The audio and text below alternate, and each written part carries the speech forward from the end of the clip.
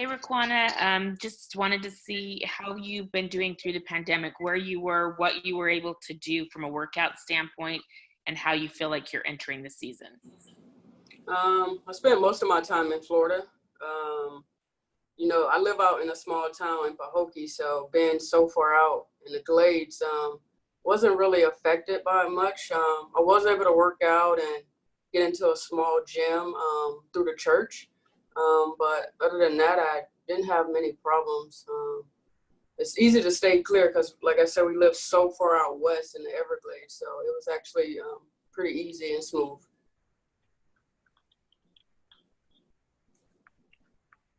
Thank you. We'll go over to Miriam Swanson with the LA Daily News.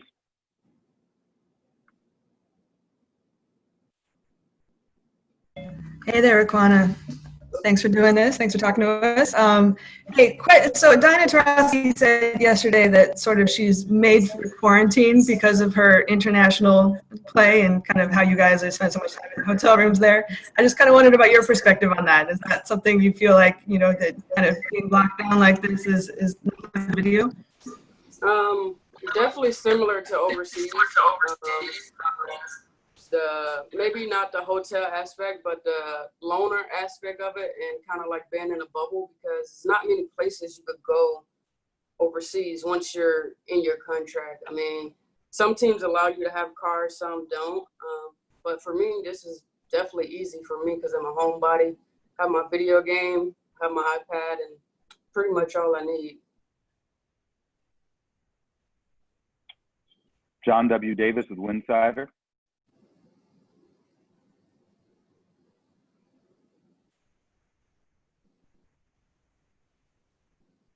Go ahead, John. Good morning, Raquana. How are you? Or good morning. afternoon. All right. Just had a quick question for you. Do you think that 2020 could be the year that you end up winning your second Sixth Woman of the Year award? If so, why? Honestly, I really don't see myself coming off the bench this year. Even starting back from last year, Coach Fisher and I have a great understanding, and I pretty much understand for the Sparks to have success, I have to start. I have to be in that starting rotation to help the team. But if something changes between last year and now, I'll definitely be okay with coming off the bench. And Sixth Woman of the Year award, really don't chase awards. I really want to chase a ring more so than the individual award. Doug Feinberg, Associated Press. Hey, Raquana, I've asked a couple of players this. Is this comparable to anything you've had in your life? Some people say it's kind of like summer camp mixed with AAU tournaments, mixed with college. Like, is there any comparison? I know you mentioned the overseas, the hotels is similar a little bit, but overall, is it like all that stuff combined for you or something different? All combined. Definitely playing AAU travel ball, the restrictions, and having adult being around and watching you. And in college, the same. When you come in your freshman year, you're living in the dorms. You have a set schedule. Of course, you're allowed to leave campus, but everything is a set schedule, so it's definitely similar. We'll go over to Darren Paul. Hi, Raquana. Thank you for taking the time out. This is probably the longest break that you'll have had in your career. How is that going to set you up for success in 2020? And what areas of your game have you worked at during this lockdown period? I had a lot of time to take off and just relax and allow my body to heal and recover.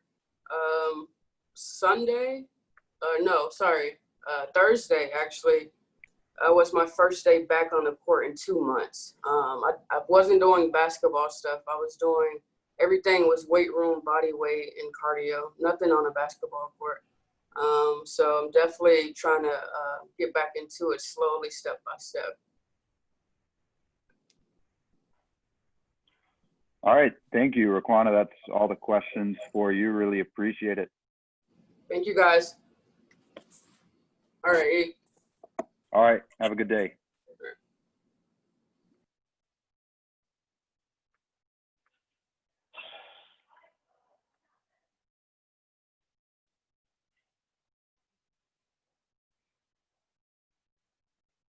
All right, thank you, media. That was Raquana Williams. You'll also be hearing from Chelsea Gray, Derek Fisher, and Christina Nigwe today. And we're actually going to have Christina Nigwe up next.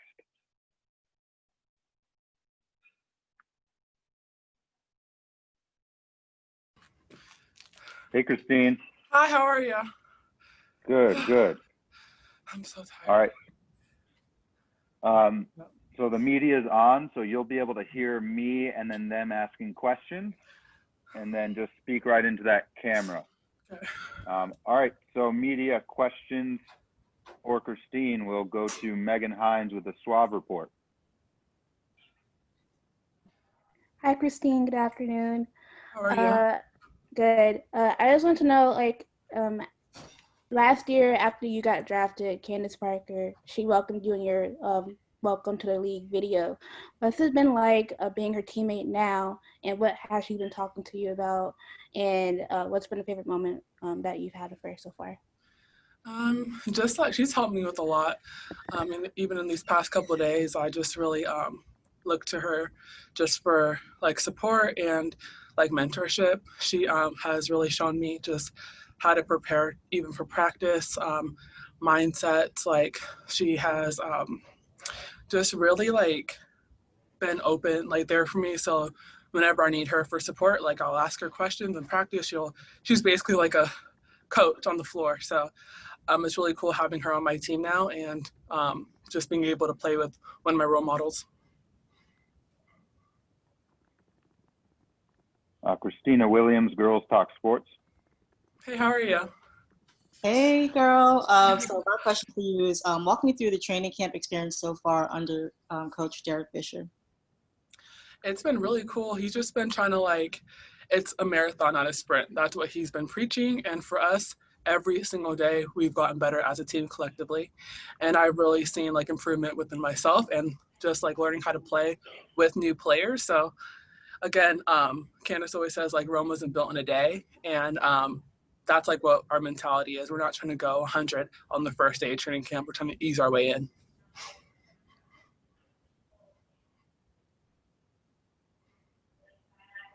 John W. Davis with Winsider.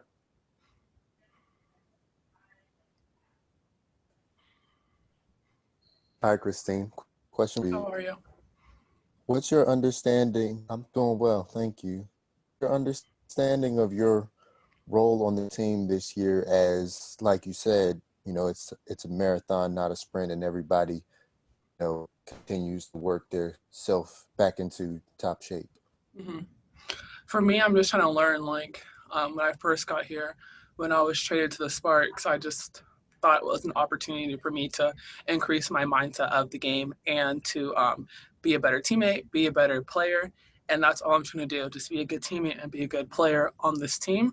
And I know that if I stay this course, that the team is going to be successful as a whole, and I'm going to have success individually. Miriam Swanson, LA Daily News. Oh, she dropped there. Darren Paul. Hi, Christine. Thank you for taking the time. Firstly, congratulations on your call-up to the GB international team in February. How has that experience working with Chema and all the girls, how does that help you for the 2020 WNBA season, and what are your goals long-term? It's been playing on the Great Britain national team was just incredible. I was able to learn from Temi, Carly, Chema.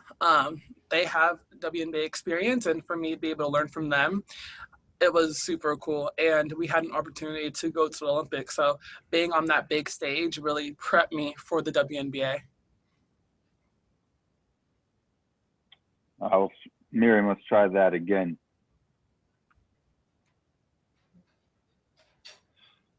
There we go. Hey there. So How are you? I'm good. How are you holding up? I'm good. So I was just trying to get a sense of what life feels like over there. Is there anything you guys can compare it to? Other players have talked about playing in Europe or kind of AAU. What's this all like? Honestly, it feels, I'm just grateful. We have a place to stay.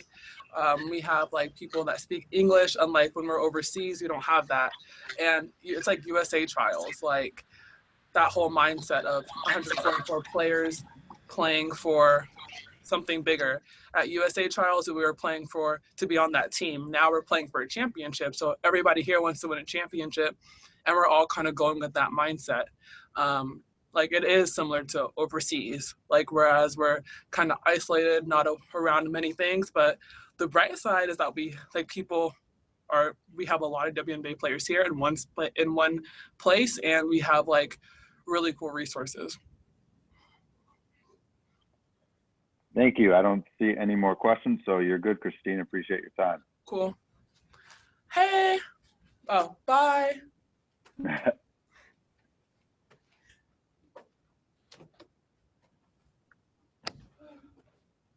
Thank you, everyone. Shortly, we'll be hearing from Chelsea Gray and Derek Fisher. Appreciate everyone's patience.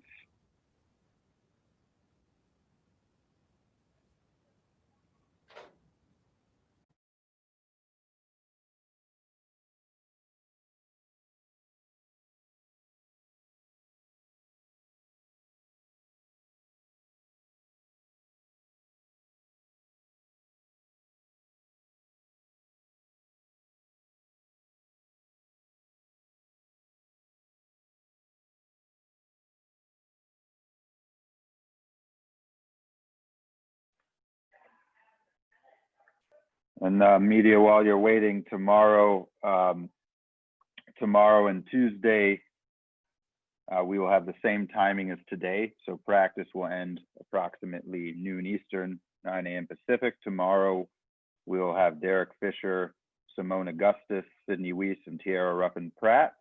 And then on Tuesday, we'll have Derek Fisher, Taya Cooper, Marie Gulich, and Candace Parker. And it looks like Chelsea is here, so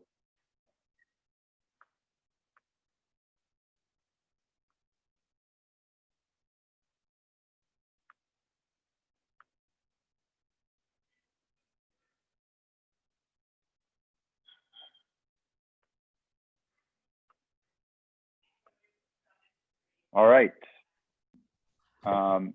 Again, raise your hand by using the chat icon and raise hand, and we'll have questions for Chelsea. We'll go over to Mike Topper with Spectrum.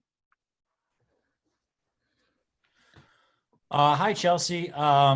Thanks for doing this. I'm coming to you actually close to your old stomping grounds. I'm in Raleigh, North Carolina right now. So I wanted to ask you, I just want to get your thoughts on your alma mater, Duke, hiring Kara Lawson as their next head coach. I kind of miss Raleigh-Durham, so that's nice to hear that you're there. But I'm excited. I talked to Kara a little bit last night, and just her energy and her thought process behind wanting to become Duke's next head coach. And there's a legacy at that program that I know she wants to uphold and wants to kind of create her own journey and her own energy. And she's a great basketball mind. So I think they did an excellent job choosing Kara. I've only got to compete against her maybe once or twice. But I've always heard and I've watched film back when she was at Tennessee. So, I mean, I'm excited for the next journey, for the next chapter of Duke. And I think they picked a great person to, lead them in that journey. I will go over to Amanda Skurlock with the LA Sentinel.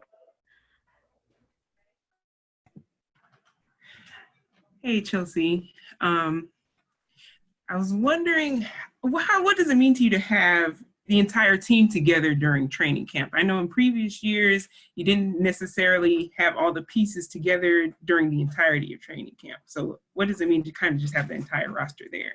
It's really cool. Like, we've been able to, talk a lot more, communicate a lot more, but on a regular season, people are coming in at different times. I know I've been late to several training camps just with my overseas commitments. So it's kind of a cool look to have us all here.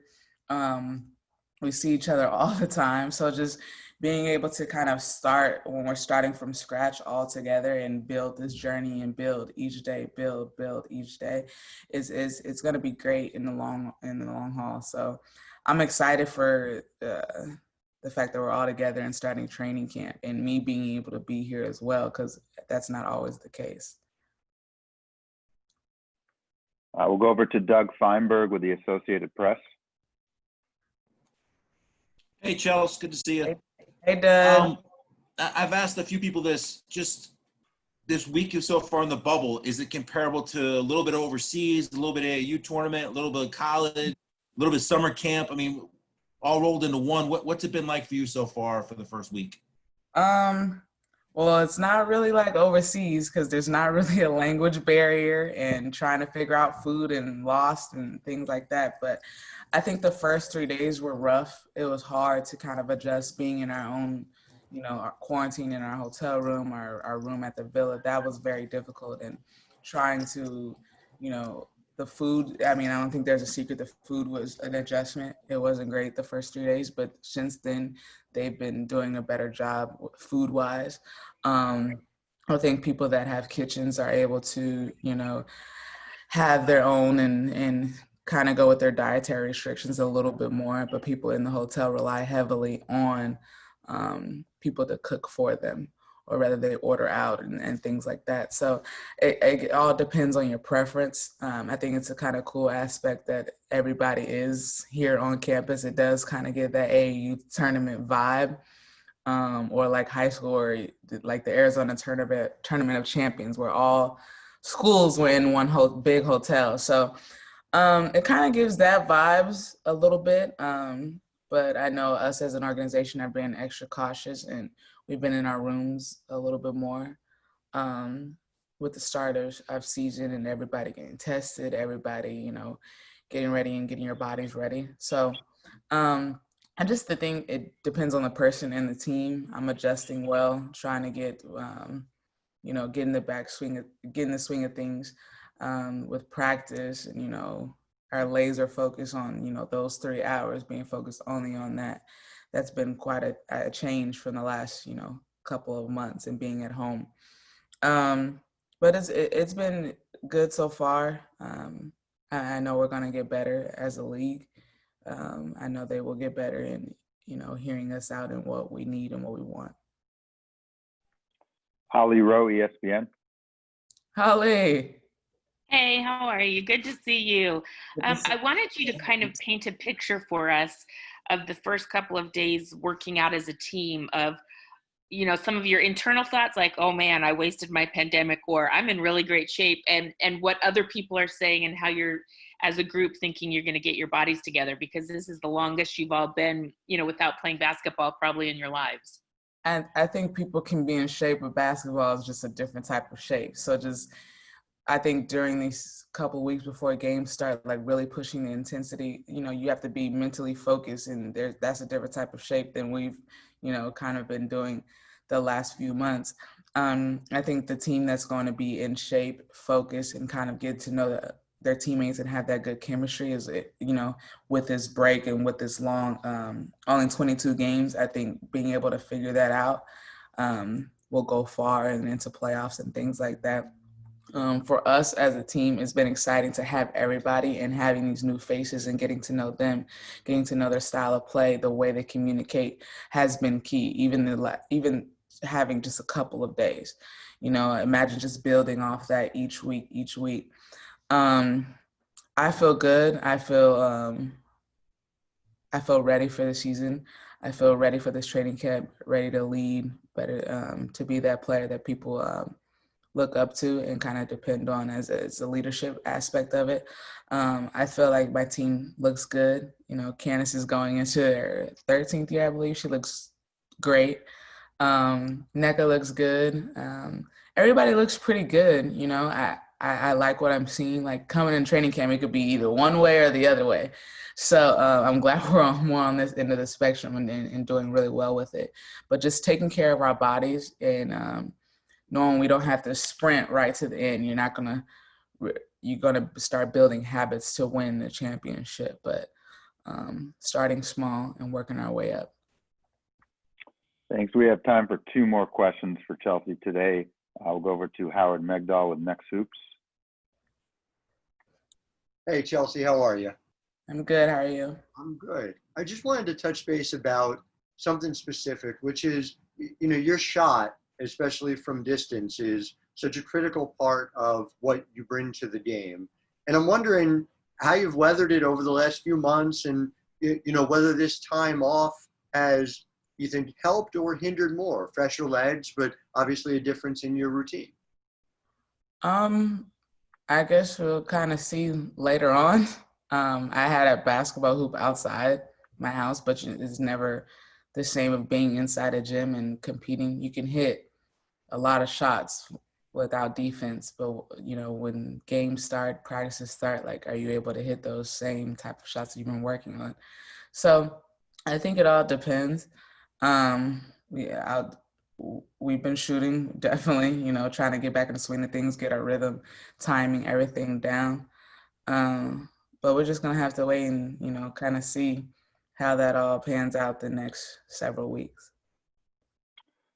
All right, last question for Chelsea Gray. We'll go over to Brady Klopfer with SB Nation. Chelsea, I'm wondering, after so much uncertainty going into the season, for a while it seemed like the season might not even happen, and now it's starting so much later than you're used to. What's it like to just be back with your teammates, especially the players who you've been with for a few years, after not knowing if you were even going to play with them at all this year, to get back with them? It's exciting, man. I was like, I miss y'all.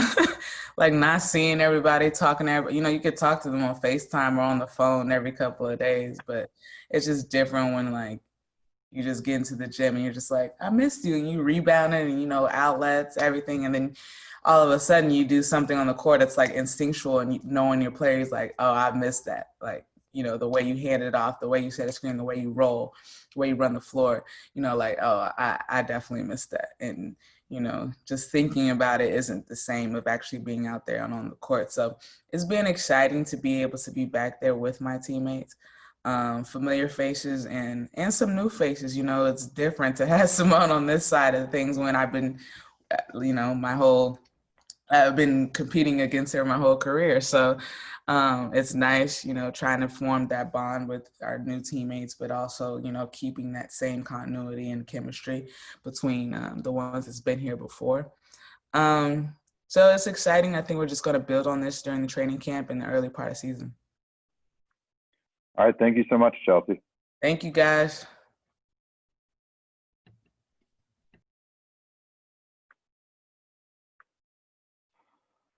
All right, thanks, media. Our last up today, we have head coach Derek Fisher. Again, use the raise hand function in the chat.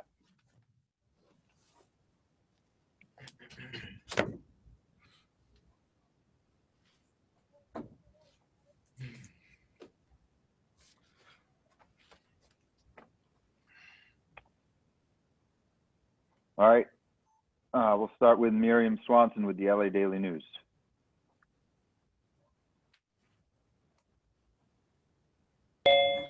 Hey again, Derek.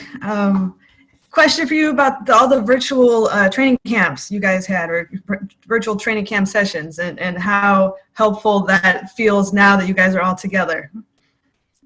Yeah, no, I think we, tried our best initially, when, the COVID-19 kind of pandemic really came to a halt in mid-March, and there was a lot of uncertainty about, whether training camp would start and the WNBA draft, et cetera. So, we wanted to start training camp, even though we weren't physically together.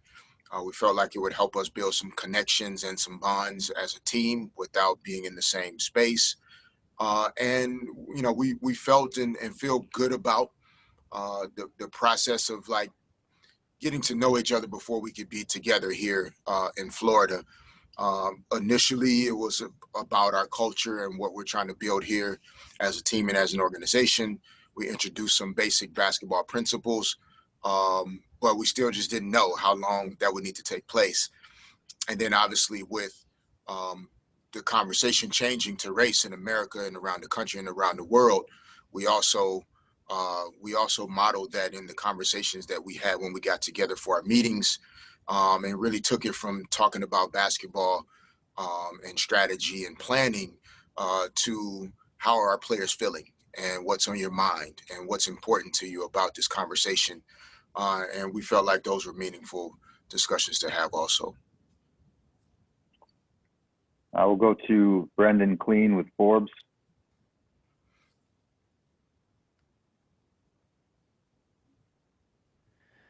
Oh, my hand was actually still up from Chelsea. I put it down. I apologize.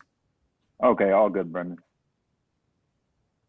Brady Klopfer, SB Nation. Hey, Coach. I'm just wondering where you feel the team is at this time relative to where they were this time last season, or not this time in the month, but a week or two before the season started last year versus now that you've gone through that season. You've gone through some virtual camps and things like that, added some new players, but especially for the players who were on the team last year, who have had a year in the system, how do you feel the team is now? I think it's a great question. I'm thinking of it in a couple ways. One, I think physically, for sure, everybody's, behind where they normally would be at this point in the training camp. Some of our players would have been still overseas coming in late. Any rookies or anyone that we had, drafted or invited to training camp would have just finished their college season. They would have come in, in pretty good condition. So from a physical standpoint, I think we're a little bit behind or not where everybody's accustomed to being. But on the flip side of that, I think from a relationship standpoint, the bonds and the connections that we have with each other, the returning players, our coaches, our staff, having that additional time to work together, taking advantage of those months when we were not, physically in the same spaces, but virtual meetings from the business side, from the PR side, from the community relations side. Like, our entire organization is just closer and in a better place than we were a year ago. And so I think that will translate on the court once we can catch up to ourselves physically and put those two things together. We feel like we have a chance to be really good. Doug Feinberg, Associated Press. Hey, Coach, I'm curious how much you have to adjust your coaching philosophy style with people not really being in the shape they usually are at, coming in training camps, they didn't play overseas. I've heard some other coaches say they're going to try to maybe get some scrimmages against other teams during practice time because there's no practice players, male practice players, to save wear and tear. Just how you plan to adjust a little bit to what you wanted to do before this whole COVID hit versus like what you're actually able to do. Yeah, no, definitely every day almost it will be an adjustment as, we learn and the players themselves learning where they are mentally and physically. We can't, I think, underestimate or overstate the mental drain that we've all experienced over the last few months or more, around the world, specifically in America, in terms of the extended conversations we're now having around race. And so just mentally making sure that everybody can start to bring themselves fully present here, and then the body then can start to catch up, with the mind. So definitely adjusting and really trying to meet our players where they are. And, honestly, for us and the veteran players, we have the returning players, and even Simone as a new player, as a veteran. Like, we're better off in a game on opening weekend with all of the players out there and not in great shape than we are without them at all, because we're trying to prove a point to hurry up and get in shape. So we're just trying to adjust our approach from that standpoint and just allow them to symbol to us. We'll see in the way they're moving, their timing, their shooting will improve over the next couple of weeks, and then we can start to ramp things up. But we can't approach this thing as though we have to win the championship by July the 25th. It's about October, and we need to try and move that way. So we'll be adjusting probably every day, and right from the start, it's been a little different.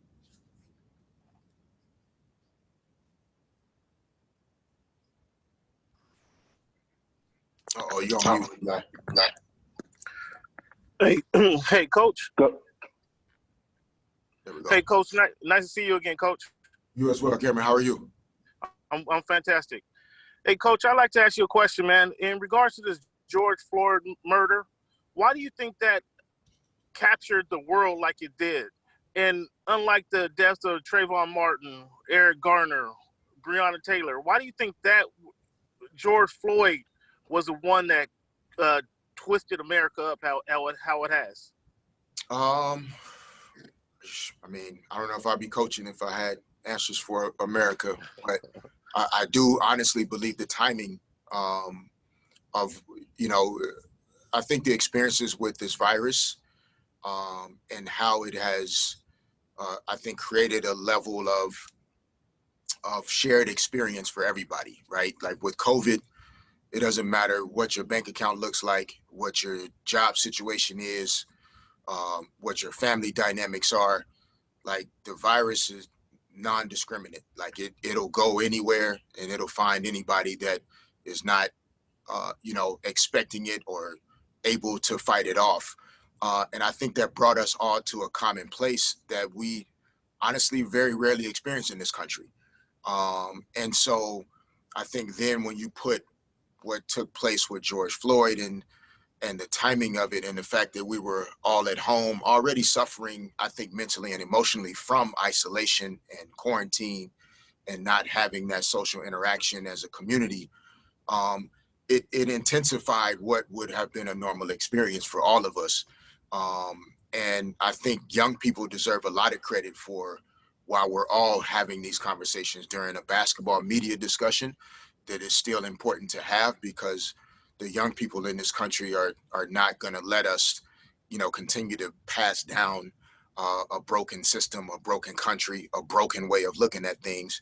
And I think for us as a team and as an organization, we have to find a way to meet that while trying to play great basketball. We have to be a part of this movement in this conversation in our own ways and in our authentic ways. We can still respect the league and respect being a part of this association, but then we still have to find a way to stand strong in who we are and be a part of what America is going through and not separate ourselves just because we're kind of quote unquote in this bubble. Thank you. We have time for two more, just two more today. We'll go over to Howard Megdal with Next Hoops.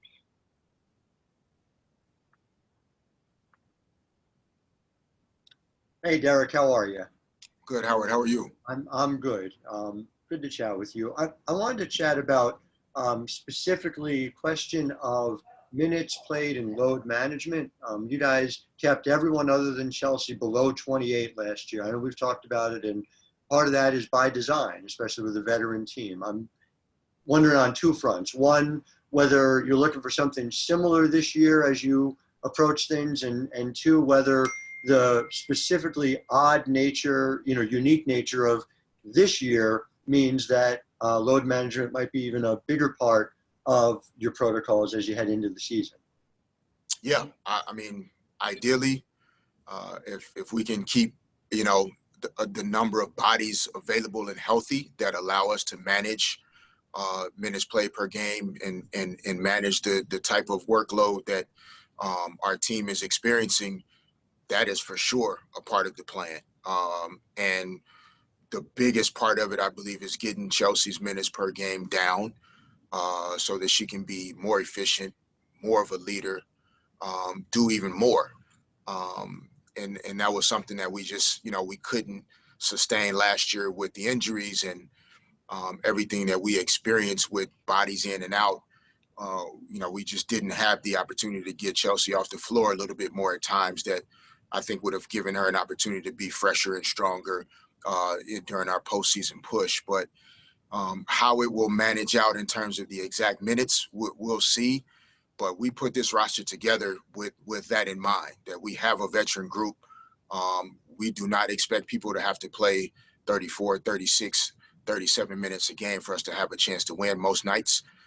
And we feel like the new players that we've added to our returning players really give us a chance to do that, where we have some depth in the front court as well as in the back court. And we want to take advantage of that while we're here. We have 11 players here right now. Marie Gulic will be here today. And, we want to keep 12 players healthy as long as possible and use that to our advantage.